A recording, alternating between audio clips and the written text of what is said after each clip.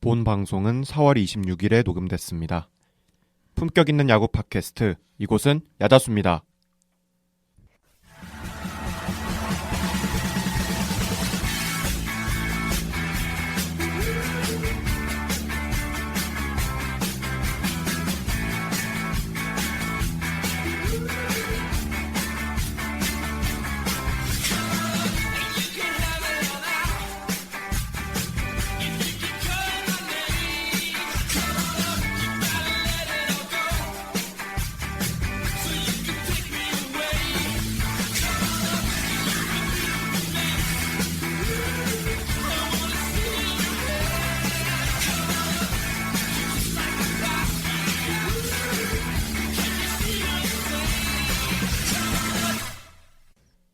야구에 대한 자유로운 수다 야자수 631번째, 그 두 번째 이야기 출발해 보겠습니다.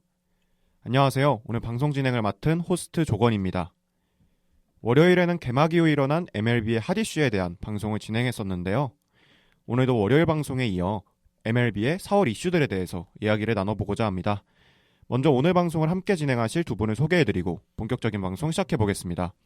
송준영 PD님, 진정현 씨입니다. 안녕하세요. 안녕하세요. 메이저리그는 2023년부터 피치클락 도입, 견제 횟수 제한, 베이스 크기 확대 등 여러 가지 규칙을 변경한 이후로 도루 르네상스라고 불릴 만큼 도루의 개수가 급격히 늘어나고 있는 추세인데요. 맞아요.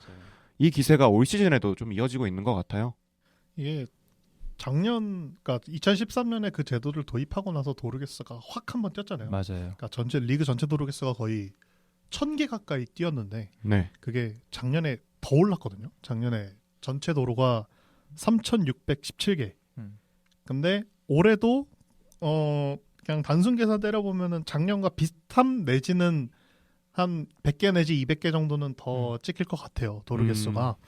그래서 아무래도 가장 큰 건 이제 견제 제한이랑 베이스 크기 키운 게 좀 많은 영향을 좀 끼쳤다라고 봐야겠죠. 아무래도 왜냐하면 그 제도를 도입한 이후로 이제 아쿠냐의 70도루라든가 맞아요. 오타니의 50도루라든가 이제 이런 선수들이 좀 많이 늘어났고, 그죠. 그러니까 제가 좀 신기했던 건, 그러니까 원래 도루를 잘하던 선수들이 도루 개수가 늘어나는 건 그러니까 어찌 보면 되게 당연한 수순이었는데 네.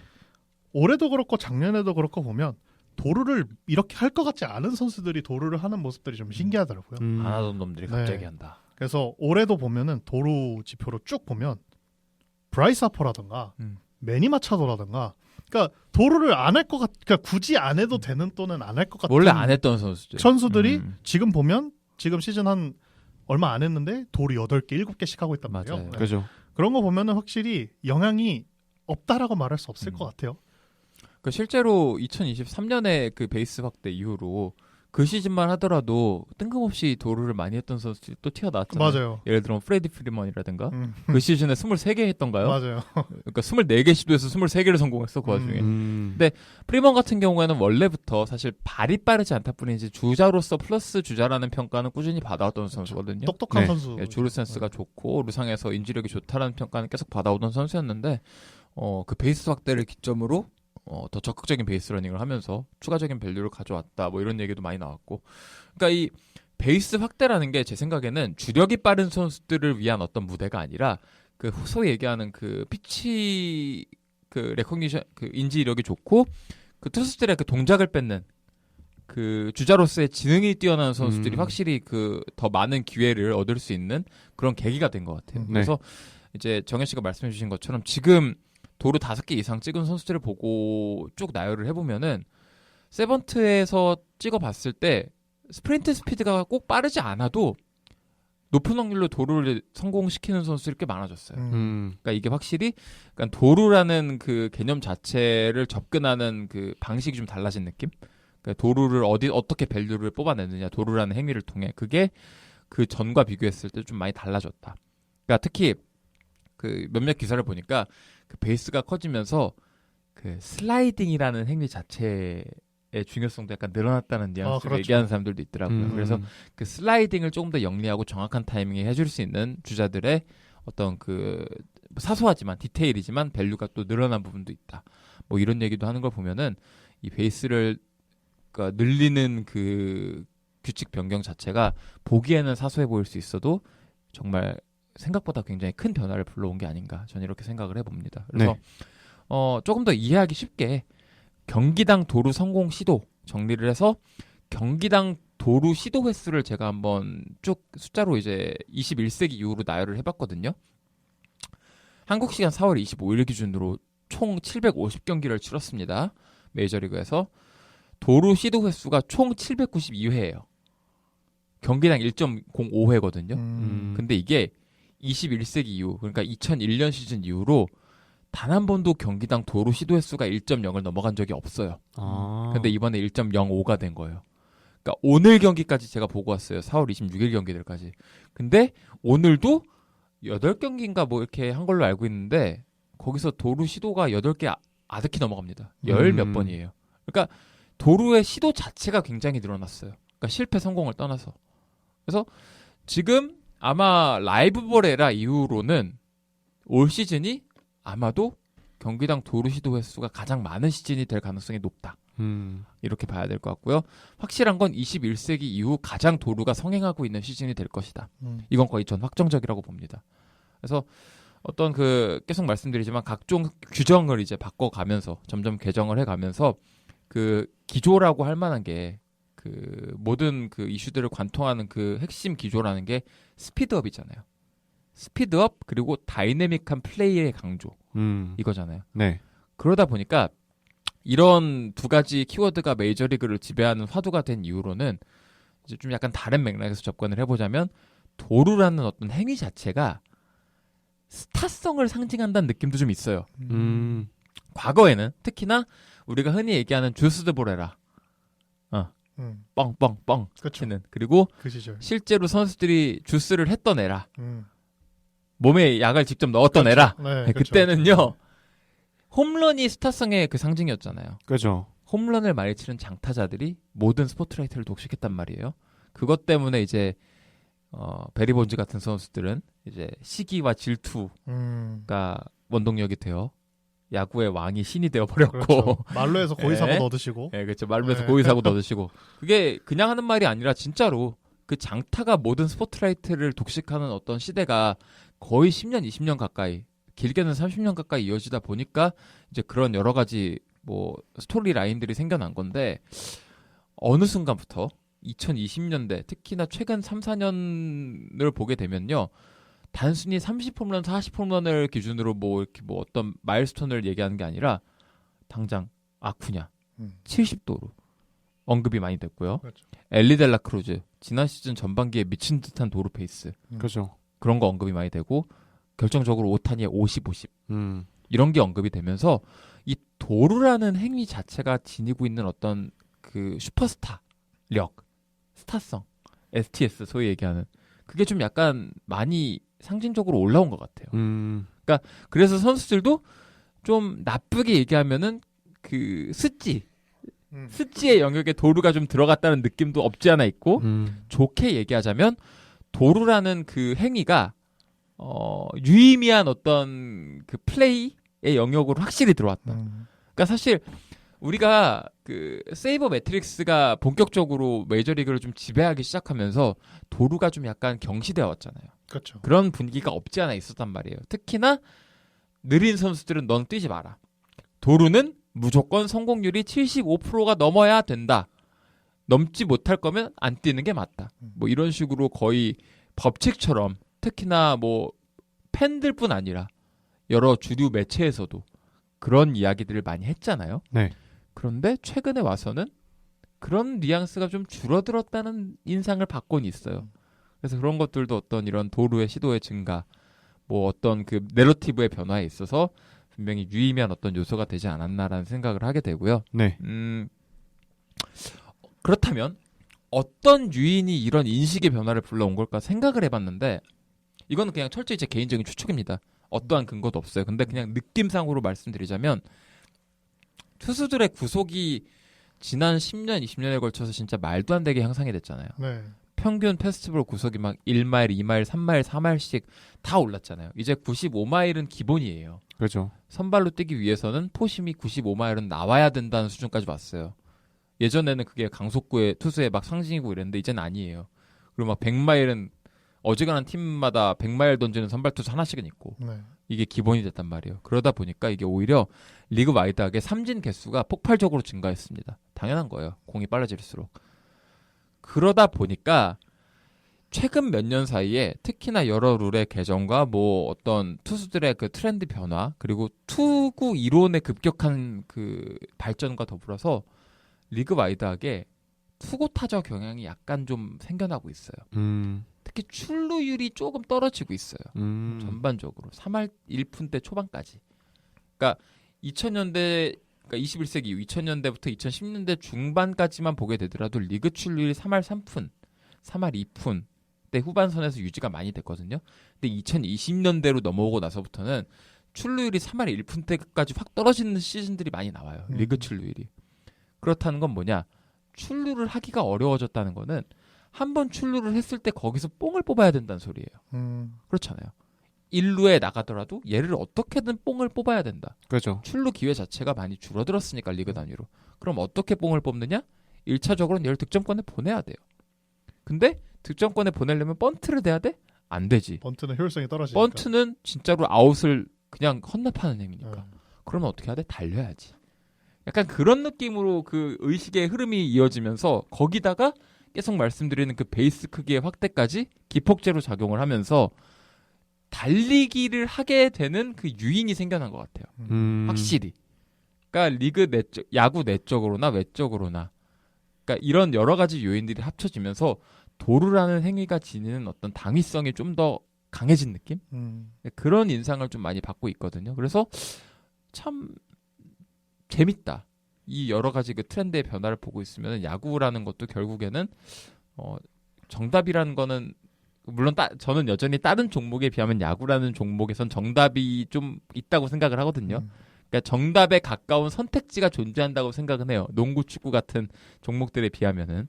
그럼에도 불구하고 이 안에서 규정의 변화라든가 트렌드의 변화, 이론의 발전과 어떤 그 특정 이론들의 쇠퇴와 맞물려서 정답지가 조금씩 바뀔 수는 있겠구나. 그러니까 방향성이 좀 바뀔 수는 있겠구나라는 생각을 이 도루의 유행을 보면서 좀 하게 되는 것 같아요. 되게 재밌는 현상이라고 생각을 하고 단순히 또 이제 많이 뛰는 게 능사가 아니라 성공률이 높아져야 되잖아요. 근데 재밌는 건 뭐냐면 지금 리그 와이드로 봤을 때 도루 성공률이 이번 시즌 79.5%입니다. 오, 되게 높아요. 상당히 높네요. 굉장히 높아요. 21세기 이후 최고 성공률이에요. 지금 이것도. 80%에 육박하는 도루 성공률이 리그 단위로 지금 그냥 다 이어지고 있다는 소리예요. 그러니까 이걸 보게 되면은 단순히 그냥 많이 뛰고 싶어서 뛰는 게 아니라 실제로 주자들이 전 이것도 이유가 있다고 봐요. 운동 능력이 뛰어난 선수들, 그 중남미 유망주들, 국제 유망주들이 대거 리그에 유입이 됐단 말이에요. 삼진이 늘어난 것도 전 개인적으로 이런 영향이 좀 있다고는 봐요. 과거와 비교했을 때 컨택트라든가 스킬풀 중심의 선수들이 좀 약간 많이 죽고 툴 중심의 내러티브가 많이 강화가 됐어요. 그러다 보니까 파워가 좋고 빠르고 민첩한 선수들이 리그에 많이 유입이 되다 보니까 자연스럽게 이런 도루의 밸류 자체가 또 올라갈 수밖에 없다. 도루를 할 수 있는 선수들이 많아지니까. 그죠. 이게 참 여러모로 여러 가지 요소들이 많이 겹쳐가지고 나타나고 있는 종합적인 트렌드가 아닌가 이런 생각을 해요. 그래서 단순히 뛰기 위해서 뛰는 게 아니라 뭐 여러 여건상 도루를 할 수 있는 선수들이 보다 적극적으로 베이스 러닝을 할 수 있도록 내버려 두는 게 효과적인 환경에 이르렀다. 뭐 약간 이런 느낌으로 저는 지금을 해석을 하고 싶고 네. 마지막으로 좀 재밌는 현상 하나를 말씀드리자면 제가 팬그래프 들어가서 그 스탯이 집계가 되기 시작한 1878년인가 이후로 2025년 지금까지 시즌 단위 스탯을 쭉 정리를 해서 엑셀로 한번 뽑아봤거든요. 팬그래프 들어가면 그런 기능이 있습니다. 여러분 많이 써보세요. 근데 역사를 쭉 살펴보게 되면 도루랑 홈런은 상호 반비례하는 경향이 강합니다. 홈런이 줄어드는 시대에는요. 주루랑 도루의 밸류가 강조가 되면서 도루 시도 횟수, 성공 횟수가 급격히 늘어나요. 근데 장타의 밸류가 강조되는 시대에는 자연스럽게 홈런이 많이 나오면서 주루랑 도루 밸류가 줄어들고 도루 시도 성공 횟수가 급격히 줄어듭니다. 서로 반비례하는 관계예요. 홈런이 많아지면 도루가 줄어들고 홈런이 줄어들면 도루가 늘어나고. 근데 최근에 2, 3년은 어떻냐면요. 홈런도 늘어나는데 도루도 늘어나요. 되게 역사상 메이저리그 역사상 단 한 번도 관측되지 않았던 트렌드예요. 그래서 홈런 더하기 도루 총합, 그러니까 HR 플러스 SB를 그냥 좀 약간 임의로 제가 뽑아봤는데 역대 최고 수준입니다. 네, 역대 최고 수준. 그러니까 뭐 그 19세기 후반이라든가 20세기 초반에 좀 비정상적이었던 리그 환경 일부 시즌들을 제외하면은 라이브 에라 이후로는 도루 더하기 리그 총 도루 더하기 리그 총 홈런을 그 수치를 내보면은 최근 3, 4년이 역대 최고 수준이에요. 그러니까 많이 뛰고 홈런도 많이 치는 시대는 메이저리그 역사상 없었다. 지금이 유일하다. 그러니까 뭐 여러모로 게임이 좀 바뀌고 있다. 예, 게임이 과거의 야구와는 좀 다른 방향으로 틀어서 나아가고 있다. 이렇게 이해를 해주시면은 앞으로 야구를 즐기시는데 조금 더 이해도가 올라갈 수 있지 않을까. 지금이 되게 특이한 시대다. 뭐 이렇게 한번 이해를 해주시면 좋을 것 같아요. 예, 재밌습니다. 예. 네, 지난 시즌에 엘리데라 크루즈의 67개의 도루, 그리고 오타니 쇼헤이의 50-50처럼 올 시즌에도 이런 진기한 기록들을 좀 기대해봐도 좋을 것 같습니다. 다음은 애틀란타의 간판 스타 아쿠냐 주니어의 좀 충격 발언에 관한 이야기입니다. 아쿠냐 주니어의 SNS 게시물에 소속팀 사령탑인 스니커 감독에게 좀 불만 섞인 글이 올라왔었는데요. 그렇죠. 피디님 좀 어떤 일 있었는지 설명 한번 해주시죠. 그러니까 정확히는 지난주 경기였죠. 지난주 경기 중에 그 애틀란타의 제러드 켈릭 선수가 아주 큰 우측 담장을 향하는 타구를 치고 그 타구를 감상하다가 전력 질주를 못하는 바람에 2루에서 어설프게 죽어버렸어요. 그렇죠. 보네드 플레이였죠. 네, 보네드 플레이였죠. 그래서 이걸 가지고 실제로 뭐 현지 매체라든가 이런 데서도 갑론을박이 있었고, 네가 무슨 슬러거도 아닌데 아무리 뭐 네가 잘 맞은 타구를 냈다 그래도 열심히 뛰어야 되는 거 아니냐, 뭐 이런 식으로 뭐 현지 매체, 뭐 트위터들, 뭐 언론 뭐 말이 좀 많았어요. 까뜩이나 지금 팀 분위기도 안 좋은데 뭐 하는 짓이냐, 뭐 이런 그죠. 식으로 얘기가 많았는데, 아쿠냐가 여기에 대해서 한마디 트위터로 거들었습니다. 내가 켈릭처럼 똑같이 행동했으면은 그러니까 스니커 감독은 나를 교체했을 거야. 바로 그 자리에서 갈아버렸을 텐데 왜 켈릭은 그대로 두는 거냐? 라고 트위터를 올렸다가 1시간 30분 후에 삭제를 했어요. 그러니까 본인도 뭔가 내가 이거 올리면 안 되는 거였나? 아니면 뭐 내부적으로 뭐 압박이 있었는지 몰라도 삭제를 해버렸거든요. 근데 이게 그 호사가들이 이런 건수를 가만둘 리가 없죠. 그죠. 곧바로 그 아쿠냐 그 트윗이 여기저기 박제가 돼가지고 돌아다니면서 내부적으로 뭐 스니커 감독과 아쿠냐 사이에 갈등이 있는 거 아니냐, 라커룸에서 이슈가 있는 거 아니냐, 뭐 이런 얘기가 나오면서 특히 팀의 부진과 맞물리면서 되게 많은 그 썰들이 튀어나왔는데, 이게 왜 그러냐면요, 아쿠냐가 실제로 그 데뷔 시즌 소포머 시즌 언저리 때 정확히는 2019년 8월 19일 다저스전에서 똑같은 느낌의 플레이를 해서 아웃이 된 적이 있습니다. 네. 그때 스니커가 아쿠냐에 대해서 이렇게 얘기했어요. 아쿠냐는 안 뛰었어요. 이런 플레이를 하면 무조건 뛰어야 돼요. 여기서 메이저리그에서 그런 류의 플레이는 용납될 수 없습니다. 동료로서 로스터에 있는 다른 24명의 선수들이 당신이 한 행동을 다 지켜보고 있어요. 다 같이. 그러니까 책임감을 가지고, 특히나 등번호, 자기 유니폼 저지에 있는 네 이름을 달고 뛰는 프로 선수라면 그런 거에 대해 플레이 하나하나의 책임감을 가지고 열심히 뛰어야 돼요 라고 저격을 했던 적이 있어요, 인터뷰로. 근데 아쿠냐 입장에서는 그때의 기억이 6년 전의 기억이 아직도 있나 봐요. 그러니까 그게 이제 느껴지니까, 아니 나한테는 내가 루키일 때는 그렇게 강하게 얘기해놓고 왜 켈릭한테는 아무 말도 안 하냐, 이런 식으로 약간 불만 섞인 트위터를 남긴 거죠. 그래서 이것 때문에 이제 현지 매체에서도 이제 좀 시끄러웠을 거 아니에요. 그러다 보니까 기자회견을 통해서 스니커 감독한테 기자가 질문을 했어요. 그러니까 켈릭 그러고 아쿠냐 트위터도 있고 한데 왜 켈릭 그거 아웃된 거 왜 넌 뭐라고 지적 안 했냐, 왜 아쿠냐한테 했던 것처럼 똑같이 그거 화 안 냈냐라고 하니까 스니커 감독이 했던 말이 오늘 리플레이로 그거 보기 전까지 켈릭이 어쩌다가 아웃됐는지 몰랐는데 걔 그랬냐? 라는 식으로 넘어가더라고요. 근데 어. 뭐 물론 그렇게 얘기하고 나서 스니커 감독은 뭐 당연히 그런 일은 다시는 있어서는 안 되고 선수한테 단단히 주의를 줄 것이다 이런 식으로 하면서 이제 마무리를 짓고 넘어가려고 했는데 그 후에 여기서 가장 난감한 거는 솔직히 스니커도 아니고 아쿠냐도 아니고 켈릭이잖아요. 아, 그죠. 가만히 있는데 가만히 있다가 그러니까 지가 실수한 거니까 어쨌든 근데 가만히 있다가 괜히 팀 내 분란이 생긴 건데 뭐 자기 때문인지 아닌지 모르겠지만 어마한 그것 때문에 해갖고 켈릭은 바로 다음날 그 감독실로 가가지고 내가 잘못했다 안 그러겠다 내가 실수한 것 같다고 하고 뭐 사과하고 다신 이런 일이 없을 것이라고 이제 스스로 당부를 하고 나왔다고 하는데 이 일련의 사태가 내부적으로 좀 말이 맞나 봐요. 그러니까 아쿠냐라는 선수가 애틀란타라는 프랜차이즈에서 지니고 있는 의미가 있잖아요. 그죠. 지금 어쨌든 명실상부한 리그의 아이콘 중에 하나고 팀 내 최고 스타 중에 하나인데 제가 이게 궁금해가지고 왜 이런 일이 발생한 걸까? 이게 궁금해가지고 애틀란타 현지 매체들 그리고 이제 현지 팬포럼이라든가 이런 거에 대해 좀 많은 얘기들 나누는 호사가들이 모여 있는 그런 어떤 포럼 같은 데 들어가서 쭉 그 맥락을 봤는데 네. 아쿠냐가 그러니까 이거는 검증이 되지 않은 약간 썰에 가까운 얘기니까 걸러 들으셔도 됩니다. 근데 제가 본 바에 따르면은 그런 얘기들이 좀 있나 봐요.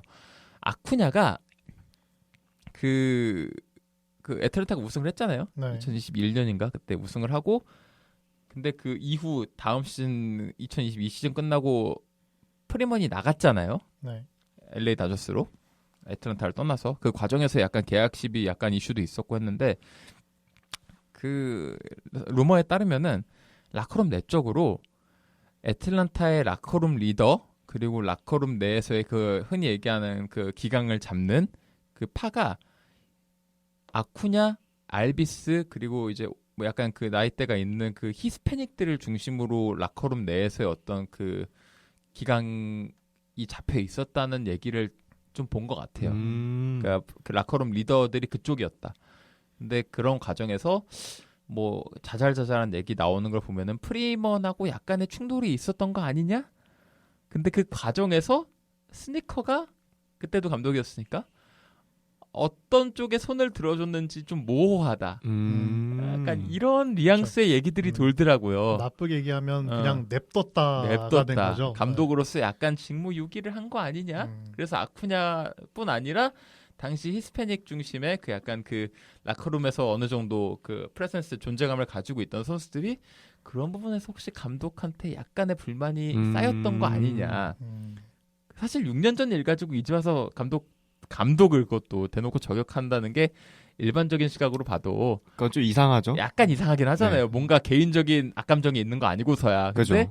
굳이 그렇게까지 한 거 보면은 사이가 좀 안 좋은 거 아니냐. 내부적으로 조금 뭐 트러블이 있는 거 아니냐라는 나름대로 합리적인 추측들이 좀 돌더라고요. 그래서 그런 걸 보면서 느낀 게 애틀란타가 내부적으로 뭐 어느 집단을 가던 조금의 이슈와 트러블은 다 있겠지만 완벽한 집단이란 건 존재하지 않으니까. 그죠. 사람이 수십 명이 있으면 당연히 그 안에서 맞는 사람 안 맞는 사람 있고 뭐 트러블도 생길 수 있겠죠. 근데 이제 그걸 어떻게 해소하고 해결하고 나아가는지가 중요한데 애틀란타 올 시즌 부진이라든가 이런 걸 보게 됐을 때 약간 내부적으로 케미스트리상 이슈가 있는 것 같다. 라는 그런 추론들이 좀 있더라고요. 그래서 일단은 다 조용하게 이제 넘어간 느낌이긴 한데 지난 며칠간의 그 트위터라든가 어떤 매체들 언론 기사들을 보게 되면은 일단은 크게 뭐 사건이 터지진 않고 그러니까 조용조용하게 넘어간 느낌은 있는데 약간 추측컨대 내부적인 긴장 상태는 좀 있지 않을까. 그러니까 원래 이런 사건 사고들이 완전히 덮여진 채로 넘어가진 않아요.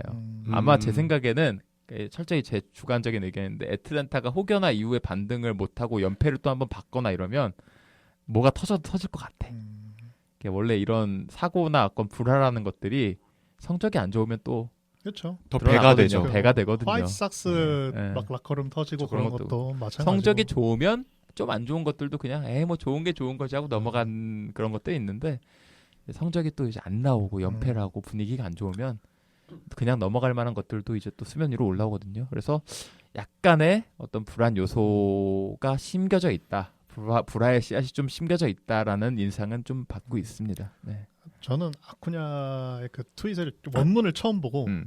뭐라고 알아들었냐면 내가 감독이었으면 바꿨다로 알아들었어요. 처음에 원문만 보고. 아. 그래서 아쿠냐가 팀을 정말 생각을 사랑하는구나. 하고 리더십이 대단하구나. 근데 왜 논란이 됐지 하고 찾아보니까 아니야. 그 뉘앙스가 그게 아니더라고요. 쟤는 왜 안 바꾸고 나한테는 왜 그랬어라는 뉘앙스더라고요. 그래서 아쿠냐가 아직 어른이 덜 됐구나. 저는 그렇게 생각을 했거든요. 어른이 덜 됐어. 왜냐면 이제 어쨌거나 어린 편이잖아요. 어리죠. 그러니까 라커룸 리더라고 하기에는 음. 사실 경력이 그렇게 많은 선수는 아니니까. 맞아요.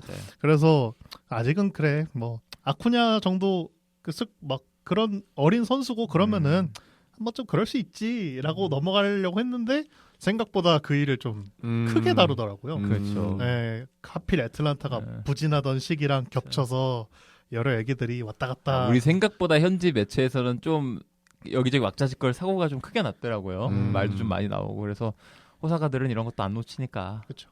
뭐 여기저기 뭐 썰들이 많이 돌더라고. 근데 그걸 다 주워 와서 여기서 말씀드리는 건 너무 이제 소위 신뢰성도 얘기하는 떨어지고. 유튜브 레카 느낌 나니까. 그러니까 느끼기에 좀 굵직한 것들 위주로 설명을 드렸는데 애틀란타의 올 시즌은 여러모로 재밌을 것 같긴 해요. 쭉 지켜볼 만한 이유가 여러 개 있는 것 같습니다. 예. 네, 좋습니다. 다음 이슈는 이제 시즌 초반 활약하고 있는 유망주들에 대한 이야기인데요. 과연 어떤 선수들이 활약하고 있는지 한번 만나보시죠. 좀 많은 것 같아요. 음. 그러니까 제가 올해 유독 그러니까 원래는 저는 이제 이런 루키들, 그러니까 루키들을 그렇게 신경을 안 쓰는 주의였거든요. 왜냐면은 사실 1년 딱 표면 성적만 보고 판단할 수 있는 것도 아니고 그렇죠. 아무리 요즘은 이제 그런 스카우팅 시스템이 많이 발전했다고는 하지만 100% 신뢰할 수 있는 것도 아니고 그래서 맞아요. 잘 안 보곤 했는데 이제 최근 들어서 이런 걸 좀 확인을 해보니까 올해 유독 시즌 초반인데도 빨리 올라온 선수들이 좀 있더라고요. 그래서 그 중에서 이제 가장 눈에 띄는 선수라면 이제 보스턴의 크리스찬 캠벨. 잘하더라고요. 심지어 지금 한 달도 안 됐는데 벌써 보스턴이 8년 6천만 달러의 계약을 이미 제시해서 그냥 묶어버렸어요. 그냥 이 선수 30살까지 우리 거야라고 그냥 선언을 해버린 거죠. 이 선수를 보니까 일단 사이즈가 좋더라고요. 맞아요. 사이즈도 신체 사이즈 매우 좋고 이미 스카우팅에서는 컨택이든 파워든 타격에서는 이미 60점. 그러니까 2089 스케일에서 60점 받은 타격 능력을 이미 메이저리그 무대에서도 1년 차임을 감안하지 않더라도 성적 자체는 잘 나오고 있는 상황. 물론 이제 빅리그 첫 시즌이다 보니까 허스윙이나 삼진이 좀 많아요. 근데 그건 첫 시즌이면 그럴 수 있는 거고. 근데 캠벨을 제가 보스턴이 그러면 캠벨을 왜 빅리그 무대 한 달만 보고 이렇게 묶을 정도인가 했는데 이 선수가 자기 존이 좀 명확. 벌써 정립이 돼 있는 느낌이더라고요. 이 선수가 체이스 퍼센트, 그러니까 존 바깥으로 나가는 공의 스윙이 잘 안 나가고 볼넷도 골라 나갈 줄 아는 능력이 있어요. 다만 아직 존에 들어오는 그 메이저리그 레벨의 페스트볼이나 변화구에 대해서는 헛스윙이 좀 나오는 편이지만 네. 그럼에도 이거는 사실 경험을 하면서 보완해 나가면 되는 거거든요. 그죠. 근데 자기 존이 루키가 벌써 이렇게 확실하게 정립이 되어 있다는 거는 정말 큰 강점인 것 같아요. 맞아요. 근데 문제는 이제 앞으로 저희가 뒤에서 몇 명 더 얘기하겠지만 보스턴이 이게 시작이거든요. 그러니까. 이 캠벨이 야수 유망주 중에 시작이에요. 근데 시작이 이렇게 잘 터져버리면 앞으로가 좀 무섭네요. 부럽고 무섭고. 부럽죠. 네, 우리는 왜 저런 선수 없나? 그러게요. 캠벨은 확실히 제 생각에는 제 유망주 리포트 관련 거 된 방송 하거나 이제 볼 때마다 느낀 게 업사이드가 아주 높다기보다는 하이플로 느낌의 선수가 맞아요. 그런 인상이 강해서 존 설정 되게 좋고 컨택 솔리드하고 파워가 엄청나다는 느낌은 아니지만 개피터로서 기능할 수 있고 그래서 보스턴 입장에서는 일단 첫 번째 빅3 중에 첫 번째를 아주 안정적으로 안착시키는 데 성공을 해서 참 좋겠다. 니들은 참 좋겠다. 약간 이런 생각이 들고 다음 선수로 넘어가자면 일단 야수 중에 제일 주목받았던 유망주가 캠벨이라면 투수들 중에서 가장 주목받았던 유망주는 단연 사사키를 제외한다면 잭슨 조브거든요. 그렇죠. 조브는 좋더라고.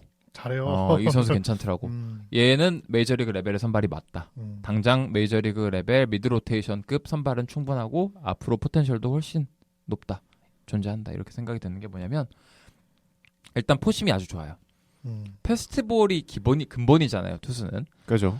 90마일대 후반이 넉넉하게 찍히고요. 평속도 96마일 언저리 나오는 것 같고 제일 마음에 들었던 거는 소위 얘기하는 IVB, Induced Vertical Break. 종무부가 아주 양호합니다. 18인치 정도가 찍히는데 이거 리그 상위권이에요.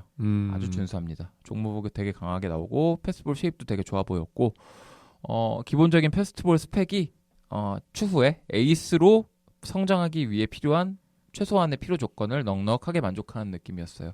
아주 좋아요. 그래서 경기를 보게 되면은 이 패스트볼하고 슬라이더 두 개를 이제 이용해서 대부분의 카운트를 잡고 위닝샷을 가져가는데 슬라이더가 당장 메이저리그 전체 기준으로 봐도 넉넉하게 플러스 피치 느낌이 납니다. 브레이크도 굉장히 강하게 걸리고 커맨드도 이 선수 약간 낮게 인앤하이 뭐 약간 인으로 던질 때 패스트볼 주로 많이 쓰고 이제 당연히 슬라이더는 이제 글러브 사이드 바깥쪽으로 뺄 때 많이 던지는데 가끔 좀 흔들릴 때가 있긴 해요. 아직은 완벽하진 않은데 0점이 잡힌 경기들이나 어떤 이닝 시퀀스 단위로 보면은 슬라이더 스터프 장난 아닙니다. 네, 지금도 이미 밸류 자체는 잘 찍히고 있고 핵심 세컨더리 피치로 쓰기에는 충분한 수준의 어떤 커맨드와 스터프 콤비네이션 아주 마음에 들었고요. 다만 이제 포심의 커맨드가 생각보다 좀 자주 오락가락해요. 하이 패스트볼 위주로 구사를 하려는 건 알겠는데 타자 몸쪽으로 구사하려고 할 때 많이 날립니다. 네, 많이 날리고 반대 투구도 좀 자주 나온 느낌이었고 아직은 조금 더 패스트볼을 정확하게 필요에 따라 원하는 곳으로 던질 수 있는 능력을 길러야 될 것 같다. 근데 어린 투수들 많이 어려움 겪는 부분이니까 루키잖아요. 시간을 주면 충분히 나아질 거라 생각을 하고 엄청나게 거슬릴 정도로 못하진 않아요. 패스트볼 구사도. 그래서 조금 안 풀릴 때 조금 더 슬라이더 구사 비율을 조금 더 늘려가면서 패스트볼 0점을 잡아나가면 어떨까라는 생각을 좀 하게 되고 좌타 상대로 쓰는 서드 피치가 체인지업하고 지금 우타 상대로 쓰는 서드가 싱커거든요. 이 두 개는 좀 아쉬워요. 이 두 개는 그나마 체인지업이 그나마 좀 나아 보인다는 느낌은 있었는데 뭐 구사 횟수가 많진 않지만 몇 번 봤을 때 싱커는 안 쓰는 게 나을 것 같다는 생각도 좀 들고 살짝 좀 애매합니다. 근데 뭐 계속 쓰다 버릇해야 되는 거니까 일단은 지금 첫 시즌이기도 하고 이제 메이저리그 적응 단계에 있으니까 그 본인이 구상해왔던 그 피치 디자인 그대로 계획대로 가면서 얼마만큼 성적이 찍히는지 일단 확인을 해보는 게 제일 중요하다고 생각을 해요. 그래서 지금까지 보여준 레퍼토리의 구성과 디자인 자체는 정석적인 느낌이 강하고 본인의 스토프를 충분히 활용하기에 좋은 디자인이라는 생각을 하는데 엑세큐션 본인이 그걸 실행을 하는 과정에서 아직은 어린 티를 좀 내고 있다. 뭐 이 정도로 요약을 하면 될 것 같아요. 그럼에도 불구하고 보여주고 있는 퍼포먼스가 괜찮다. 개선할 요소들은 많지만 첫 술에 배부를 수는 없는 거니까. 그렇죠. 네, 시즌 후반부에 잭슨 조보의 모습이 어떨지 개인적으로 굉장히 기대가 됩니다. 네. 투수 얘기하셨으니까 투수로 쭉 또 계속 가볼까요? 네. 저는 그러니까 제가 메이저리그 루키들을 많이는 모르지만 그래도 올해 데뷔한 루키 투수들 중에서 좀 보고 있었던 투수는 일단 첫 번째는 쿠마로커. 그러니까 작년에 데뷔를 했었죠, 사실. 그죠. 네, 작년에 데뷔했지만 사실상 루키니까 쿠마로커랑 콜로라도의 체이슨 돌랜더. 그러니까 그렇게 두 선수 좀 봤었는데 둘 다 사실 아직 성적은 안 나와요. 근데 로커 같은 경우는 저 잠깐 봤는데 이 선수가 페스티벌 밸류는 괜찮은 것 같은데 그 주구종이 슬라이더잖아요. 맞아요. 그러니까 슬라이더를 거의 30%, 거의 40% 가까이 던지는 투수인데 슬라이더가 존 안으로 들어오는 공이 너무 많아요.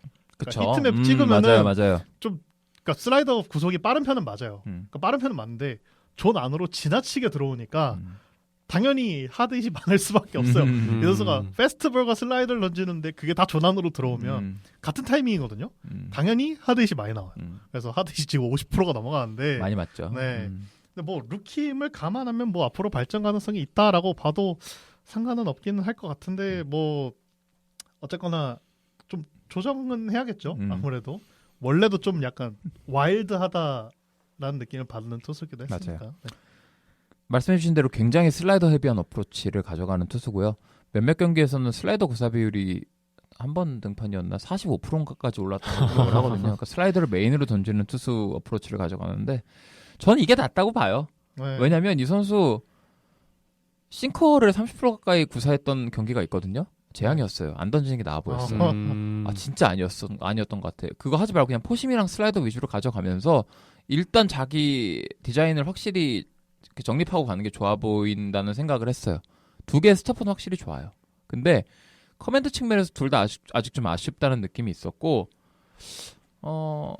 투피치 느낌이 좀 강하죠. 아직까지는. 네. 네, 그래서 그 부분 장기적으로 어떻게 개선해 나갈지 지켜봐야 될 것 같고 뭐 일단은 부상 진단을 받고 IL로 간 상황이라 한 2주 정도 결장이 예상된다는데 잘 만들어서 돌아오면은 근데 사실 그 이번 시즌 등판 몇 개 봤을 때 기대를 나름 많이 하고 봤는데 기대치 대비 많이 아쉽긴 했어요. 좀 꽤 실망했던지라 나이가 마냥 어린 건 또 아니에요. 이 선수가 맞아요. 데뷔가 그렇죠? 좀 빠른 편은 아니어서. 데뷔가 좀 늦은 편에서 99년생이지 않나요? 네네. 그래서 그렇다 엄청 늦은 건 아니지만 이미 25살 시즌에 데뷔를 한 거라서 뭐 시간이 엄청나게 많은 건 아니고 올해 이제 어느 정도 보여주고 내년에 확실하게 로테이션에 안착을 해야 된다고 저는 보는 주의라서 이제 26, 7이라면 네. 이 슬라이더를 어떤 식으로 구사할지 그리고 세컨더리로 쓸 패스트볼 그러니까 이 선수는 좀 곧 죽었다 깨어나도 슬라이더를 메인으로 던져야 된다고 보는 투수라서 패스트볼이 두 번째 구종이 돼야 된다고 봐요. 근데 그 패스트볼을 어떤 쉐입으로 가져갈지 어떤 패스트볼을 구사할지는 정해야 될 것 같아요. 투심성이 있는 공을 가져갈지 정통 포심으로 가져갈지 아니면 일단은 좀 별로였지만 싱커 계열로 가져갈지는 팀적으로 한번 확실하게 결정을 해야 되지 않을까. 그거에 맞춰서 레퍼토리 구성도 다시 하고 슬라이더의 쉐입도 좀 정비해서 오는 게 좋지 않을까라는 생각을 하게 됩니다. 뭐 로컬 얘기를 했으니까 자연스럽게 같은 팀에 있는 다른 투수 얘기를 해야겠죠. 라이터. 잭 라이터. 근데 저는 겨우 2경기 등판에서 11이닝 정도 던졌거든요. 10이닝이었나? 그 정도 던졌는데 샘플이 너무 적어서 신뢰도가 사실상 없긴 해요. 근데 일단 그 10이닝만 놓고 봤을 때 투구 퀄리티는 진짜로 로커랑 하늘 땅 차이였어요. 명품이었어요. 농담 아니고 그 10이닝은 이 선수가 만약에 한 4년차 에이스고 부상 복귀해서 그 10이닝을 그렇게 던졌다고 하면 전 그냥 에이스라고 생각했을 것 같아요. 얘는 에이스구나. 에이스였는데 아파서 한 1년 쉬었구나 이렇게 생각을 했을 것 같다는 수준으로 너무 좋았어요. 진짜로. 그러니까 디자인이 확실히 로커 대비 확실하게 디자인이 정립이 되어 있었고 그 구사했던 공들의 퀄리티 역시 로커랑 비교도 안 될 정도로 굉장히 좋았어요. 그러니까 우타 상대로는 포심 슬라이더 가져가고 좌타 상대로는 싱커 체인지업을 가져갔는데 포심이 명품이에요. 진짜로. 그 10이닝에서 봤던 그 포심은 구속, IVB 그리고 쉐입까지 전부 다 리그 정상급의 포심이라는 인상을 받았어요. 그걸 계속 유지할 수만 있다면. 슬라이더는 마찬가지로 부상에서 복귀를 다음 주에 하는 걸로 아는데 그 후에도 그 10이닝 동안 보여줬던 커맨드와 어떤 그 스토프를 유지할 수 있다면 리그 정상급이에요. 될지가 모르겠는데 된다면. 체인지업이 다소간 좀 평범하다는 인상은 있었어요. 밋밋한데 근데 또 싱커는 그럭저럭 괜찮아 보였어요. 로커랑은 다르게. 그래서 부상 복귀한 후 등판이 엄청 기대되는 투수입니다. 네. 이 선수 그 10이닝 동안 보여줬던 투구 퀄리티가 너무 좋았어가지고 이 선수 원래 마이너 시절부터 문제가 됐던 게 그 커맨드가 안 잡힌다였잖아요.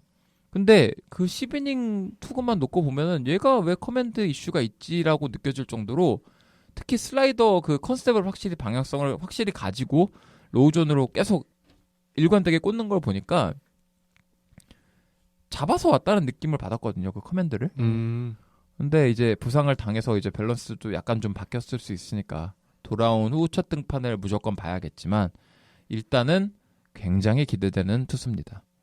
제가 생각했던 그 인상보다 예상했던 그 인상과 어떤 그 기대치를 훨씬 상회하는 그런 퍼포먼스를 짧게나마 보여주고 떠났기 때문에 돌아왔을 때 잘해줬으면 좋겠어요. 엄청 기대됩니다. 전 라이터 루키인 줄 이번에 알았어요. 그러니까 두 경기 던졌는데 제가 아는 다른 라이터인 줄 알고 라이터라는 투수가 있으니까 그죠. 다른 좀 다른 의미로 안 좋은 그냥 안 좋은 라이터가 있으니까 네, 맞아요. 그 라이터인 줄 알고 봤는데 잘 던지더라고요. 그래서 라이터가 발전을 했구나. 찾아보니까 다른 선수더라고요. 다른 라이터. 루키 라이터가 있었구나. 잭 라이터. 네, 신인인 걸 못 느낄 정도로 좀 잘 던지더라고요. 마크 라이터 얘기한 줄 알았어요? 진짜 막 헷갈렸는데 심지어 루키였네요. 그 정도로 잘 던지는 투수가. 잘합니다. 네. 그리고 저는 원래 이제 오프 시즌에도 전 체이스 돌랜더를 좀 봤었거든요. 그러니까 이 선수가 저는 기억나는 게, 그러니까 올해 그 유망주 순위 말고, 그러니까 지난번 유망주 순위에서는 투수 순위에서 조금 더 높게 있었던 걸로 기억을 해요. 맞아요. 근데 돌랜더가 대학교 마지막 연도에 좀 못했어요. 그러니까 표면 성적은 뭐 나쁘지 않아 보이긴 하는데, 그러니까 대학 리그에서 평균 자책점이 4점대 중후반을 마지막 연도에 기록을 하니까 좀 다른 경쟁자들 뭐 예를 들어서 뭐 뒤에도 얘기할 뭐 잭슨 조브 이미 나왔던 투수라든가 뭐 페인터나 보바 챈들러나 이런 투수들보다 원래는 살짝은 평가가 위에 있거나 비슷하다고 봤었는데 이제 보니까 좀 많이 떨어져 있더라고요. 그쵸. 네. 그래서 실제로 콜로라도에서 이제 데뷔를 해서 던지는 모습을 봤는데 일단 이 선수 최대 강점은 원래도 패스트볼. 구속은 잘 나오는 것 같아요. 근데 히트맵 보면은 좀 몰리는 공이 많다 그래야 되나? 그러니까 하이존에 던지려고 하는 건 같은데 좀 존 한가운데 쪽으로 오는 페스트볼들이 아직은 좀 있더라고요. 그죠. 네, 그래서 좀 맞아 나가는 것 같기도 하지만 저는 좀 돌랜더 다른 의미로 걱정되는 거는 세컨 피치. 맞아요. 너무 약해요. 네, 원래는 그러니까 그 스카우팅 리포트에서는 슬라이더로 찍혔던 세컨 피치거든요. 그 당시에 이제 60점을 받았는데 이게 서번트 기준으로는 이게 슬라이더로 안 찍혀요. 커터로 찍혀요. 그러니까 그렇다는 얘기는 그 무브먼트가 메이저리그 소리야. 레벨에서 슬라이더로 안 보인다라고 그죠. 라는 얘기가 되거든요. 고속인 대신에 네. 속도는 빠른 대신에 컷 무브가 슬라이더 치고는 좀 약하다. 네, 브레이크가 약하다라고 볼 수 있는 거죠. 네. 심지어 올해 스카우팅 리포트에서는 그런 내용도 있었거든요. 그러니까 분명 4가지 구종을 던지지만 포심 슬라이더, 커브 체인지업을 구사를 하지만 포심을 제외하고 나머지 변화구에 있어서는 커맨드가 완전한 상태는 아니다라는 스카우팅 리포트 내용이 있기도 했는데 좋게 돌려 말하는 거잖아요. 그렇죠. 아직 안 된다라는 네. 거를 좋게 돌려 말하는 그 거잖아요. 모습이 조금 나오고 있는 것 같아요. 그러다 보니까 페스트볼도 좀 많이 맞아나가고 맞아요. 있는 것 같고. 기본적으로 포심도 아직 완전히 정립이 안 된 투수라는 느낌을 좀 받는 게 구속은 확실히 좋고 느껴지는 스터프 자체는 괜찮은데 그 무브먼트가 좀 중구난방인 경우가 있고 특히나 계속해서 말씀드리는 그 IVB가 좀 구립니다. 그리고 커맨드도 오락가락하는 이닝들이 분명히 나오고 있고 세컨더리는 사실 아직 메이저리그 레벨 아닌 것 같아요. 제가 둥판을 2번 풀로 봤는데 궁금해가지고 커브 체인지업 둘 다 던지는 걸 봤는데 커브 체인지업은 메이저리그 레벨 아니에요. 커브는 브레이크가 너무 약하고요. 체인지업은 당장 포심 페스티벌과의 구속 차이도 약간 애매한 느낌이고 제대로 디자인이 좀 덜 된 느낌? 콜로라도 문제인 건지 선수 본인 문제인 건지 모르겠는데 아직까지는 완성도가 좀 떨어진다. 근데 원석으로서 밸류는 충분히 나온다. 그럼요. 예, 좋은 어깨와 어떤 스토프 가지고 있고 잘 가다듬어서 로키스 몇 년간 탱킹 하잖아요. 그렇죠. 그러니까 돌랜더도 너무 성급하게 또 하지 말고 올려가지고 또 망치지 말고 하나하나 차근차근 이론적으로 잘 이제 정비해가지고 좋은 투수 만들었으면 좋겠습니다. 또 좋은 원석 망치지 말고요. 네, 이미 쿠어스를 쓴다는 것만으로도 부담이 많이 가요 투수들한테는. 그러니까 육성이라도 좀 똑바로 해가지고 좋은 원석, 좋은 투수로 잘 만들어냈으면 좋겠다 이런 생각을 해봅니다. 네. 그럼 이제 타자 유망주로 좀 넘어가 볼까요? 좋죠. 타자들 일단 제일 먼저 제가 언급을 하고 싶은 선수는 제이슨 도밍게스. 기대를 엄청 받았어요. 저도 기대 많이 했거든요. 네. 진짜 이 툴 하나만큼은 제가 지금 리그에서 가장 좋아하는 툴가이 여러 명 있는데 그 중에 하나예요. 오닐 크루즈랑 제이슨 도밍게스. 근데 오닐 크루즈는 잘 나가는데 이 도밍게스 이 친구는 좀 쉽지 않네. 많이 안 좋아요 지금. 그러니까 오히려 운이 좀 따라가지고 이 정도 성적이 나온다는 느낌마저 있어가지고 타격 퀄리티가 썩 좋진 않은데 자기만의 어프로치 정립이 좀 안 돼 있다는 인상을 강하게 받아요. 그러니까 발사각 자체도 과하게 튀는 타석들이 경기 단위로 나오는 느낌이고 어떤 타석에서는 당겨칠 때 땅볼이 주구장창 나오더니 어떤 타석에서는 또 밀어친 타구가 애매한 뜬공이 나와버리고 그러니까 본인의 포인트가 완벽히 안 잡혀 있다. 그러니까 헛스윙 같은 걸 할 때도 그리고 삼진을 당하는 모습을 볼 때도 보통 타자들이 삼진을 당할 때 모습을 보면요. 특정 구종이나 특정 코스를 노리고 있다가 그게 안 맞아서 삼진을 당하는 모습들이 일관되게 보여지는 패턴이라는 게 있는 경우가 많거든요. 네. 그렇죠? 특정 구종, 특정 코스를 코스에 좀 약해서 혹은 그걸 노리다가 안 돼서 그래서 약간 삼진을 당하는 그 정형화된 모습들이 있는데 도밍게스는 그 삼진을 당할 때마저도 중구난방 느낌이 좀 있어요. 얘가 뭘 노리고 들어오는 건지 모르겠고 무슨 스윙을 의도하는 건지 모르겠다는 인상을 받을 때가 종종 있어요. 얘가 어떤 타구를 만들려고 하는 건지 잘 모르겠다. 이런 느낌을 받을 때가 종종 있어가지고 아직까지는 좀 물음표가 많이 뜨는 상황이고 기본 툴 자체는 워낙에 좋은데다가 일단 맞춰낸 타구들의 프로필 자체는 준수하기 때문에 우리가 항상 기대했던 대로 그래서 뭐 완전히 뭐 버스트다 이런 얘기할 건 절대 아닌데 아직은 완성도가 조금 부족하다. 여기도 좀 더 시간을 줘야겠구나. 특히나 이 선수 부상에 시달리다가 온 거잖아요. 그렇죠. 그러니까 부상 여파도 완전히 벗지 못한 걸 수도 있고 몸이 좀 약간 밸런스가 안 잡힌 걸 수도 있고 하니까 성급하게 뭐 결론을 내리기보다는 조금 더 지켜보고 이제 100타석 했으니까 그죠. 이제 100타석 했으니까 좀 더 지켜보고 안 되는 게 있다면 교정을 하는 게 좋지 않을까라는 생각을 해봅니다. 뭐 이제 22살이니까 성급하게 판단을 내릴 필요는 없겠죠. 그냥 운동 능력이 좋은 덜 가다듬어진 선수의 전형이라고 맞아요. 생각해요. 그러니까 공이 보이면 치고 네. 그러니까 오면 휘두르는 느낌이라 음. 뭐, 그건 존 설정은 하면서 이제 잡아 나가는 거예요. 그쵸. 네. 진짜 아쉬운 타자가 하나 있죠.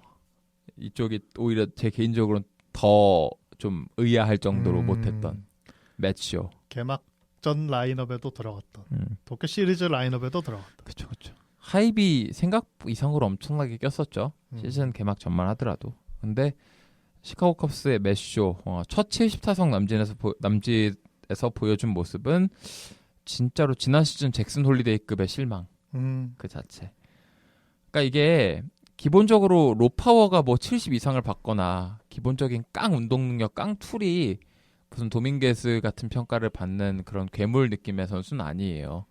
그러니까 완성도와 어떤 어프로치의 힘으로 약간 개피팅을 하는 느낌의 그런 타자라는 평가를 많이 받는 선수인데 네.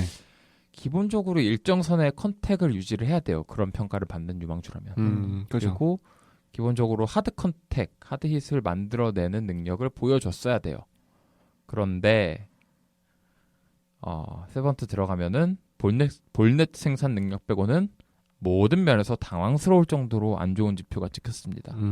가장 의아했던 거는 평균 타구 속도가 82.5마일이에요. 이거 리그 최하위 5%예요. 똑딱이들도 이거보다는 더 잘 나와요. 그러니까 뭐가 문제였던 건지 잘 모르겠네요. 그러니까 몇 번 타격하는 걸 봤는데 너무 메가리 없는 땅볼이 너무 많이 나오더라고. 근데 그렇다고 해서 이 선수가 좋은 설정이 안 되는 건 아니에요. 왜냐면 방금도 말씀드렸듯이 볼넷은 잘 얻었거든요. 터무니없는 체이스, 그러니까 존 밖으로 빠져나가는 공에 대한 말도 안 되는 헛스윙 같은 건 별로 없었고 컨택을 분명히 가져갈 만한 공에 본인이 의도한 스윙을 해서 컨택을 가져간 경우가 많았다고 느껴졌는데 그렇게 컨택을 한 타구들의 질이 너무 안 좋았어요. 타이밍이 분명히 맞았다고 느껴질 때도 있었는데도 땅볼로 깔려서 애매한 80마일짜리 땅볼이 나오고 뜬공, 내야 뜬공 같은 게 나오고 이래버리니까 그냥 절대적인 툴의 이슈가 있는 건가?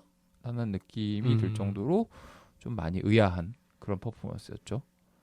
그러니까 뭐 제이슨 도밍게스랑 반대라고 생각해요. 그러니까 이 선수는 원래 야구를 잘하는 선수고 그래서 메이저리그 레벨을 올렸는데 맞아요. 전체적인 신체 능력이 좀 모자란 느낌? 그러니까 사이즈는 좋을지 모르겠지만 그러니까 뭐 공을 때려냈을 때의 파워가 좀 모자란 느낌이기는 해요. 근데 컵스가 올해 개막 전에 이 선수를 로스터에 넣어서 선발 라인업에 올린 이유가 있었을 거 아니에요. 근데 그 모습이 아직은 안 나왔다라고 생각을 하고 잘하겠죠. 잘해야죠. 마이너에서 조정해서 와야죠. 이제 음. 루키인데 벌써 막 뭔가 그쵸. 엄청난 걸 음. 기대하는 건 또 말도 안 되고. 오히려 그게 이상한 거다. 네. 오자마자 잘하는 게 이상한 거다라고 생각을 하면 70타석 정도 소화하면서 이제 빅리그의 쓴맛과 벽을 느꼈을 테니까 그죠? 교정을 해서 더 나은 모습으로 돌아오길 기대해 봅니다. 네, 좋습니다. 그럼 이 주제에 이어서 좀 콜업이 유력한 유망주들도 한번 알아보면 좋을 것 음. 같은데요. 저는 니커츠 음. 사실 올라왔죠. 올라왔죠. 그 콜업 예정이었는데 이제 얼마 전에 올라와서 데뷔 안타도 기록을 했어요. 네, 저는 사실 이런 유형의 선수를 참 좋아하긴 합니다. 네. 깡슬러거. 네, 그렇죠. 왜냐면 이런 유형의 선수가 요즘 들어선 진짜 드물어요. 맞아요. 왜냐면 운동 능력, 그러니까 툴을 강조하는 시대다 보니까 이렇게 순수 파워가 좋은 그러면서 우리가 생각하는 그 전형적인 슬러거, 발 느리고 낭만 좀 있죠, 그쵸. 이제는 오히려. 그러니까 이런 타자들이 좀 드물다 보니까 저는 네. 좀 상당히 좋아하는 편인데 이 선수가 스카우팅 리포트에서 파워가 65점이더라고요. 네. 그러니까 파워 하나는 진짜다라는 평가를 받았던 선수고 실제로 이 선수가 마이너를 굉장히 빠르게 졸업을 해버렸어요. 그러니까 작년 시즌에 이제 더블 A, 싱글 A 왔다가 이제 올 시즌에 이제 트리플 A로 처음 갔는데 트리플 A에서 기록한 성적이 타율 3할이 푼 1리에 출루율 3할 8푼 5리에 장타율 0.65에 전형적이다 정말. 그렇죠? 전형적이야. 홈런 7개 그러면서 삼진 26개 볼넷 10개 정말 전형적인 슬러거 유형의 선수인데 그러니까 원래 애슬레틱스도 그러니까 니커츠를 이렇게 빨리 올릴 생각은 없었을 것 같아요. 근데 지금 트리플 A에서 보여주는 모습이 말도 안 되니까 그렇죠. 한번 올려본 것 같고 그러니까 지금 애슬레틱스 니커츠마저 잘하면은 무섭죠. 진짜 앞으로가 더욱 기대됩니다. 이미 젊은 야수들이 너무 잘해주고 있는데 근데 진짜 이런 선수는 전 좀 잘 됐으면 좋겠어요. 요즘엔 오히려 없는 유형이야. 네, 보기가 너무 드물어요 사실. 그러니까 카일 슈아버는 좀 특이한 케이스잖아요. 그쵸. 그러니까 제가 굉장히 특이한 케이스라서 좀 이제 이런 유형의 이제 전형적인 슬러거라고 보긴 힘든데 그러니까 슈어버를 빼고 생각을 해보면 보이지 않는 것도 사실이에요. 그래서 좀 정말 잘했으면 좋겠습니다. 타격 하나는 특히 힘 하나는 진짜인 것 같아요. 진퉁. 또 어떤 저는 사실 유망주는 투수보단 타자를 좀 많이 봐서. 저도 그래요. 네. 투수는 딱히 의미가 없다고 보는 주의라. 그래서 저는 한 명만 더 꼽아보자는 그 카슨 윌리엄스. 여기는 좀 수비 쪽에 네. 방점이 찍힌. 완전 반대죠. 오히려 리포트에서도 타격은 그렇게 강점이 아니지만 수비 밸류에서 70을 줄 정도로 그러니까 이미 평가에 그렇게 써 있어요. 이미 마이너리그에서는 골드글러브 레벨이고 메이저리그에서도 이 수비로 플로어를 깔아주는 선수기 때문에 그렇게 저점방어를 할 수 있다라고 얘기를 하는데 이 선수 포지션이 유격수잖아요. 그쵸. 근데 템파베이는 올해 김한호 선수를 데려왔잖아요. 그죠. 그러니까 저는 이게 그러니까 보험인 것 같아요. 어쨌거나 장기적으로는 카슨 윌리엄스를 콜업을 해서 써야 되는데 그러니까 어쨌거나 카슨 윌리엄스를 메이저리그에 콜업을 했을 때 유격수로 시작을 했다 한들 적응을 못하는 경우가 많거든요. 메이저리그 레벨에서의 유격수는 또 다른 얘기니까. 그럼 안 되면 2루 쓰고 그게 아니라면 김한호 선수 2루 쓰고 그렇죠. 네. 그리고 여차하면 카슨 윌리엄스 주전으로 계속 기용하고 그러니까 김한호 선수 1+1 계약을 한 이유도 제 생각엔 그거 같아요. 스탑갭. 네. 그러니까 카슨 윌리엄스가 올라오기까지의 시간을 벌어주는 선수이자 투자도 했어야 됐지만 두 번째 이유는 만약에 카슨 윌리엄스가 자리를 못 잡는다면 한 해 더. 그래서 1+1 해서 이제 김한호 선수까지 계약을 맺은 것 같은데 저는 수비를 별로 중요시하게 생각하지 않는 사람이지만 유격수는 얘기가 좀 다르거든요. 다르죠. 유격수는 일단 수비를 잘해야 돼요. 그래서 저런 그 예전에 이제 안드레트 시몬스가 있었잖아요. 네, 수비 하나로 선수 생활 끝까지 했던 진짜 수비 능력 하나로 선수 생활 끝까지 했던 그런 선수. 보면은 감탄밖에 안 나오거든요. 시몬스 수비하는 거 보면. 맞아요. 카슨 윌리엄스도 정말 잘 성장해서 또 수비 하이라이트 막 여러 개 찍어주는 모습 보면은 좀 기대가 되긴 합니다. 좋습니다.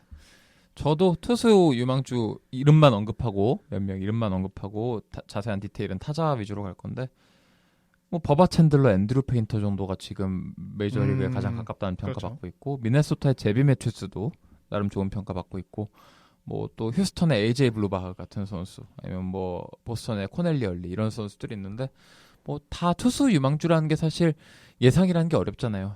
타자에 비해서. 워낙에 프로필 자체도 매년 시즌 단위로 널뛰는 느낌이 강하고 하다 보니까 뭐 이 정도 선수들이 있다. 지금 마이너리그에서 좋은 성적을 기록하고 있는 선수들은 이 정도가 있다라고만 알면 될 것 같고 타자는 딱 3명 언급할게요.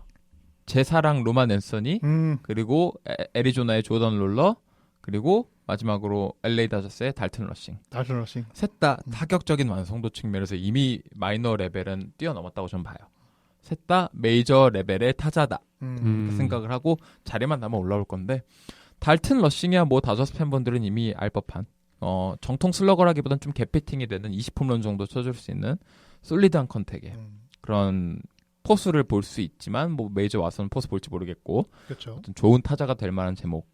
그래서 빠따 자체는 제 생각엔 이미 지금 마이너리그 성적만 보더라도 메이저리그 레벨까지는 왔다고 느껴지는 선수라서 다저스의 자리가 빈다면 1순위로 올라올 것 같고 예, 그게 문제고 두 번째 조던 롤러 같은 경우에는 트리플 A에서 이미 3할 4푼 1리의 타율 4할 3푼 4리의 출루율과 .626 OPS 1.0 넘겼어요. 도루 10개.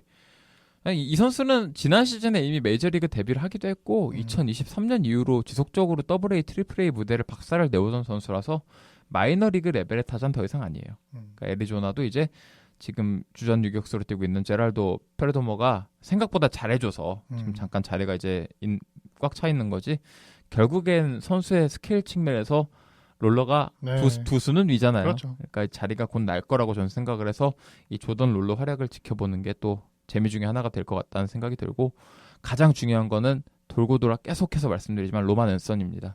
이 선수 지금 말이 안 돼요 성적이. 저 마이너리그 세번트까지 여기저기 찾아서 까보고 왔는데 20살짜리가 트리플 A에서 타율 3할 1푼 3리에 출루율 4할 5푼 1리 찍고 있는데 볼산비가 21개 1대1이에요. 볼넷 21개, 삼진 21개인데 문제는 이 선수 마이너리그 세번트를 제가 구해가지고 한번 찾아서 까봤는데 평균 타구 속도가 97마일입니다.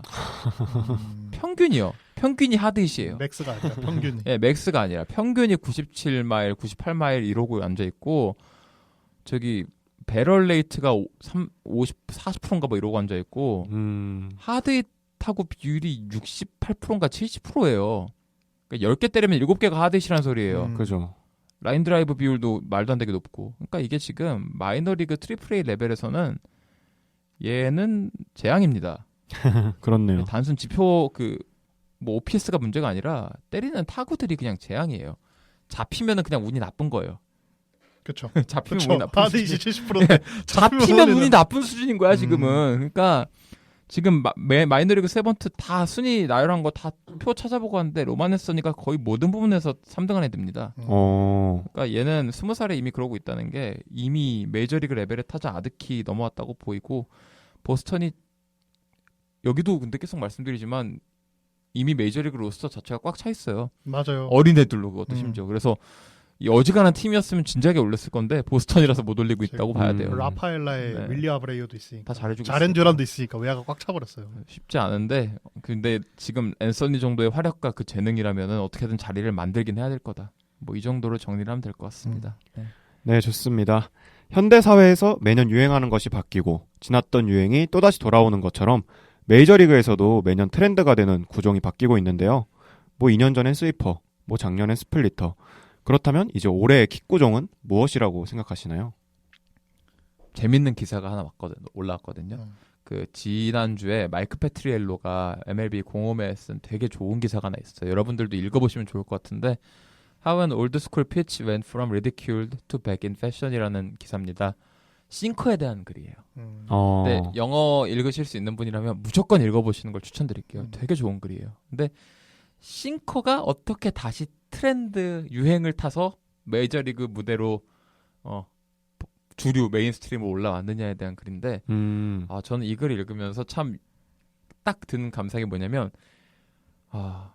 그 도루 얘기를 할 때도 비슷한 생각을 했는데 네. 야구라는 게 결국에는 적응과 그 적응하는 그 타자들과 그 적응한 타자들을 다시 타이밍을 뺏기 위한 투수들에게 싸움이라는 게 그죠. 돌고 돈다는 느낌이 있어요. 네. 그러니까 타자들이 원래대로면은 우리가 매년 유행하는 그 구종들이 있잖아요. 작년엔 스플리터가 유행을 했었고 그 전에는 2, 3년 동안 스위퍼가 갑자기 떠올랐었고 그죠. 그 전에 2010년대 후반에는 스핀이 되게 높은 그 하이존 페스티벌 포심 이게 유행을 했었고 지금 최근 10년 단위로만 보더라도 유행을 탔던 구종들이 돌고 돈단 말이에요. 맞아요. 근데 그 중에 확실하게 효과를 봤던 하이존 포심 페스티벌은 어느 정도 이제 이론으로 정립이 돼서 어떤 공식처럼 적용이 된 거고 스플리터의 활용 같은 거 아니면 스위퍼의 활용 같은 것도 이제는 슬라이더랑 겸용을 해가지고 슬라이더 스위퍼 투트랙으로 이제 나뉘어져가지고 투수마다 자기한테 맞는 걸 채택해서 가져가는 어떤 느낌으로 변했고 네. 새로운 게 그 이론이라는 게 새로운 게 등장하면은 그게 단순히 유행을 따라가가지고 막 그냥 그때그때 반짝했다가 사라지는 게 아니라 그게 몸에 맞는 투수들이나 타자들이 있다면 그거를 그대로 자기 걸로 체화를 해서 자기 방식대로 공식을 만들어서 정립을 하고 이게 좀 안 맞는 투수들은 다음에 유행하는 뭔가를 또 가져와서 그걸 또 자기에 맞게 변형을 해서 또 가져가고 그러니까 이런 그 과정들이 되게 재밌다는 생각을 했는데 싱커도 그래요. 싱커가 지금 왜 다시 최근에 그러니까 이게 여러 가지 지표가 지금 많이 여기 그래서 소개되고 있는데 사실 지금도 싱커의 사용 비율 자체는 그렇게 높지 않아요. 리그 전체로 봤을 때. 여전히 뭐 10%대 언저리? 기껏해야 그 정도인데 높지 않은 거예요. 낮은 편이에요, 여전히. 그러니까 뭐 대세가 된 주류 구종이다. 뭐 하이 페스티벌, 하이 포심이나 뭐 어떤 스위퍼처럼 이제는 진짜 아무나 채택해가지고 막 메인 구종으로 던지고 이게 절대 아니에요, 싱커는. 던지는 투수들만 던지는 구종은 맞는데 유의미한 차이가 뭐냐면 이 싱커라는 구종은요.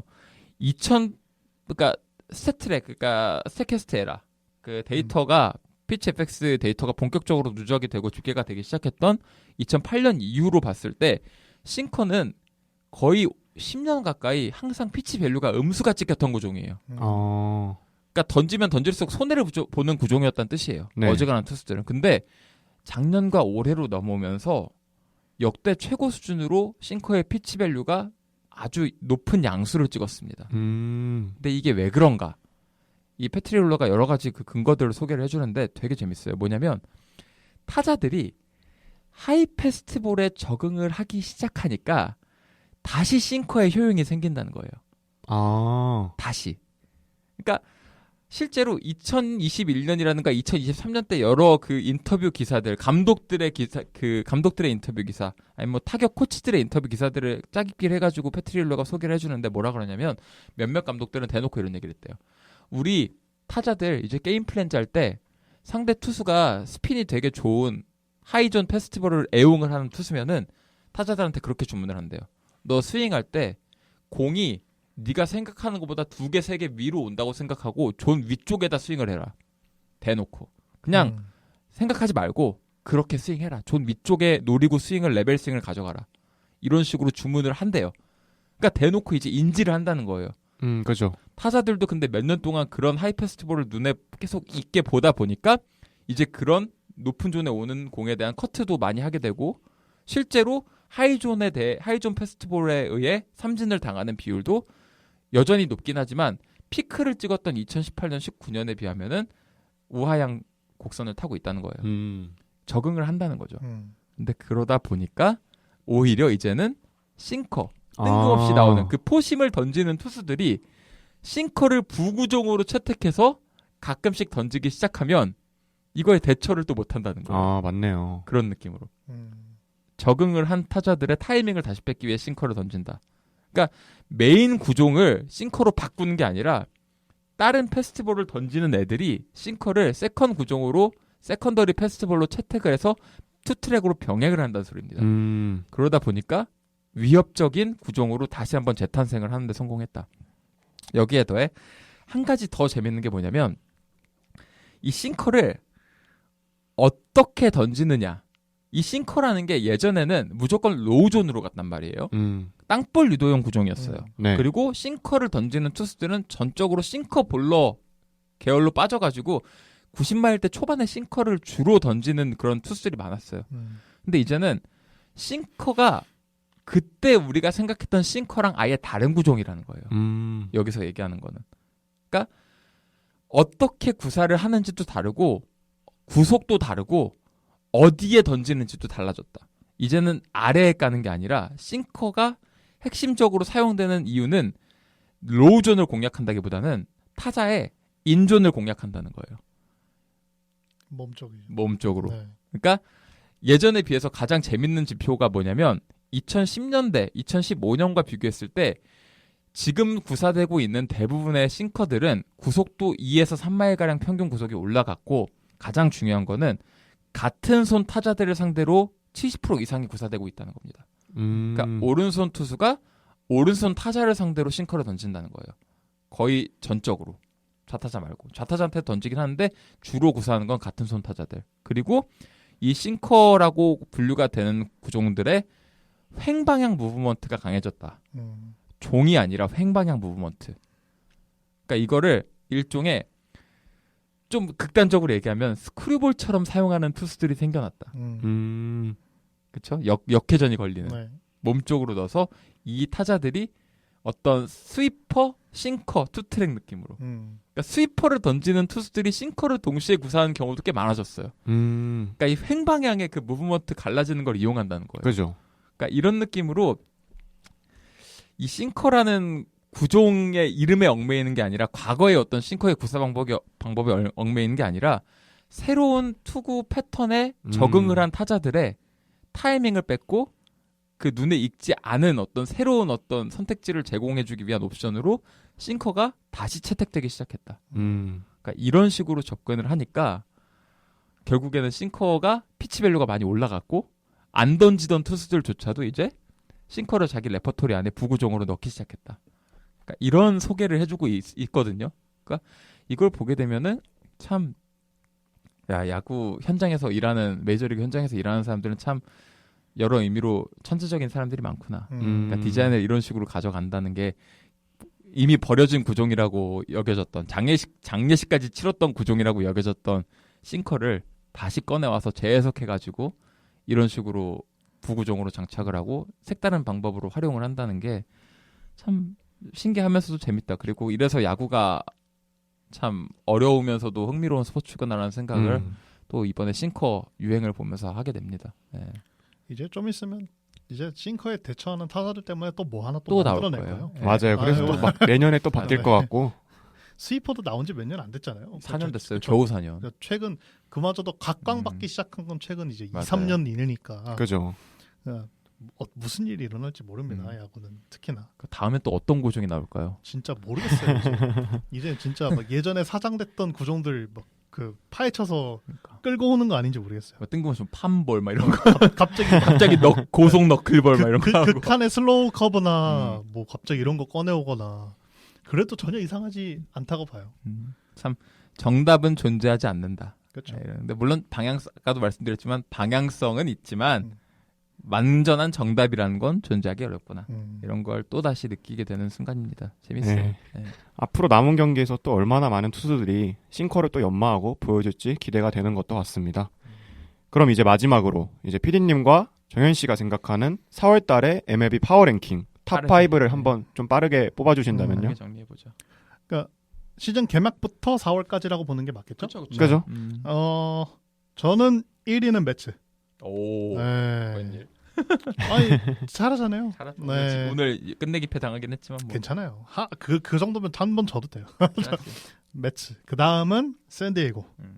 그 다음은 컵스까지는 저는 고정이었거든요. 1, 2, 3등. 1, 2, 3등을 이렇게 그냥 고정을 해놓고 생각을 했었는데 제가 4, 5등을 어렵죠. 진짜 고민을 많이 했는데 왜냐면은 아메리칸 리그에서 뽑을 팀이 잘 없어. 없어서 그래도 하나 넣어줘야 될 것 같은데 했는데 그래도 이번엔 좀 과감하게 빼겠습니다. 여긴 지금 써 있는데 아무리 생각해도 아닌 것 같아요. 그래서 저는 4위 다저스, 5위 샌프란시스코 하겠습니다. 다저스는 다저스니까. 네, 그러니까 기대치 대비 못해서 그런 거지. 다저스라는 팀의 밸류가 떨어진 건 아니니까. 그죠. 네. 저도 뉴욕 매츠, 시카고 컵스, 파드리스 1, 2, 3위는 고정이에요. 지금 리그에서 가장 파워가 좋은 세 팀이라고 저는 일단 생각을 하고 5월엔 어떻게 할지 모르겠지만 매치는 지금 말도 안 되는 투수력 70실점밖에 안 했어요. 지금 이제 20경기가 넘어가는데 대단하죠. 그리고 시카고 컵스는 반대로 2위와 거의 30득점 이상 차이 나는 수준으로 압도적인 공격력을 자랑하고 있고요. 맞아요. 호너, 부시, 터커, 헵스즈키 이렇게 이어지는 핵타선이 지금 또 힘을 발휘하고 있고 3등이 이제 샌디에고 파드레스. 여기는 밸런스가 괜찮아요. 특히 불펜이 너무 세. 맞아요. 불펜 평자가 1점대 중반이더라고. 뭐 에스트라다, 뭐 애덤, 제이콥, 수아레즈 뭐 거의 철의 포백 수준이고 이제 4등, 5등이 저도 문제였는데 저는 4등 오히려 지금 아메리칸 리그에서 제일 재밌어 보이는 팀은 디트로이트였어요. 여기가 로테이션이 너무 좋다. 잘하죠. 선발 로테이션이 정말 탄탄하더라고요. 그러니까 타릭스 쿠발, 잭 플레어티, 리스 올슨, 케이시 바이즈, 여기다 잭슨 조보로 이어지는 이 5명이 다 나이도 어리고 다 연건인데 각자 그 투구 피칭 스타일도 다르고 그 피칭의 퀄리티도 꽤 솔리드해요. 거기다가 마이즈가 그나마 좀 처지는데 이 선수조차도 미드 로테이션 느낌이 나는 투구 퀄리티는 이어가고 있고 잭슨 조보는 시즌을 치르면 치를수록 업사이드가 나올 거라고 보고 있고 그러니까 장기적으로도 밸류가 정말 좋고 당장의 밸류도 꽤 잘 나오고 있는 뭐 그런 선발 로테이션을 가지고 있다고 봐서 시즌 단위 저점이 되게 높을 거라고 보고요. 여기다가 5등도 되게 고민했어요. 후보군이 어디였냐면 샌프란시스코 자이언츠, 뉴욕 양키스 그리고 마지막으로 하나 더 굳이 뽑자면 저 다저스였는데 지금 당장 가장 폼이 좋은 건 아무리 봐도 자이언츠가 맞는 것 같아요. 그죠. 예, 로건 앱을 필두로 한 이 선발진이 나름 잘 버텨주고 있고 뭐 로건 앱은 말도 안 되는 페이스로 지금 엄청난 투구로 펼치고 있고 거기다가 체프먼, 이정우, 야스트렘스키 이렇게 3명이 이끄는 타선도 지표를 뜯어보니까 생각보다 괜찮더라고요. 그래서 종합적으로 팀의 밸런스가 생각했던 것 이상으로 잘 맞아떨어지고 있다. 그리고 지금 4월달 파워 랭킹이라도 탑5 안 나와주면 자이언츠는 언제 떨어질지 몰라요. 그래서 지금 얘기할 수 있을 때 얘기를 해주자. 뭐 양키스랑 다저스는 어차피 언젠간 올라올 거니까. 네, 이렇게 오늘도 개막 이후 한 달간 있었던 메이저리그의 핫 이슈에 대해 이야기 나눠봤는데요. 오늘 야자수가 준비한 야구 이야기는 여기까지입니다. 다음 주 월요일에도 재밌는 야구 이야기를 주제로 다시 찾아올 테니까요. 많은 관심 부탁드립니다. 야자수 좋아요와 구독도 잊지 말고 눌러주시고 오늘 방송에 대한 의견 댓글 또한 환영입니다. 마지막으로 끝까지 방송을 들어주신 청취자분들께 감사드리며 저는 지금까지 진행을 맡았던 호스트 조건이었습니다. 야구에 대한 자유로운 수다, 야자수.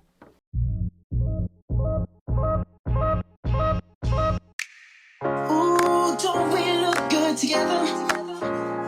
There's a reason why they watch all night long. Yeah, I know we'll turn heads forever. So tonight I'm gonna show you all. When I walk with you, I watch the whole room change. Baby, that's what you do. No, my baby don't play. Blame it on my confidence. Oh, blame it on your measurements. Shut the shit down on sight. That's right.